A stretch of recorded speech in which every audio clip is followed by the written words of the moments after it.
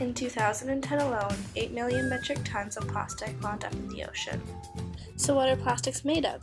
Plastics include materials composed of various elements that can be synthetic or semi-synthetic. They can be molded into solid objects and they can have a high molecular weight, meaning each molecule can have thousands of atoms. So how do plastics end up in our oceans? First they start at a local store, then they blow away after being thrown in the trash, and then they land into a storm drain where they travel through pipes and down river into our oceans where animals try to eat it. Plastic is not biodegradable, so when large amounts are placed in our natural environment, they can have detrimental effects. More than 180 species of animals have been documented to ingest plastic debris. Over 1 million seabirds and marine animals die each year from plastic ingestion. For example, turtles often mistake plastic bags for food. This causes blockages within their digestive system and leads to death. Plastics break down into little pieces. Fish mistake these pieces for food, thus causing them to fall ill.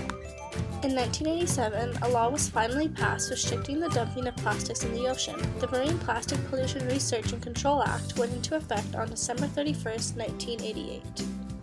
Only few measures have been put into action to reduce the amount of plastics in our oceans. In 2007, San Francisco became the first city in the U.S. to ban petroleum-based plastic bags in their large markets and pharmacies. Here are some tips to help prevent plastic from ending up in our oceans. First, you could use less plastic bags by buying a reusable bag. Second of all, you could buy a reusable water bottle. That way you avoid using plastic recyclable ones. Thirdly, you can buy boxed laundry detergent as well as dish soaps because cardboard is much more easily recyclable than plastic is.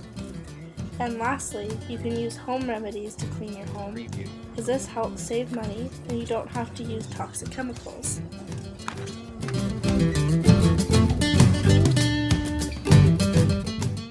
What does TRU do for recycling plastics? TRU uses a zero-waste management system that the City of Kamloops collects. It in turn is brought to MTR Environmental here in Kamloops. It's a primary sorting station where they sort all the materials. Companies then purchase these materials to reuse in their products, which we hopefully recycle.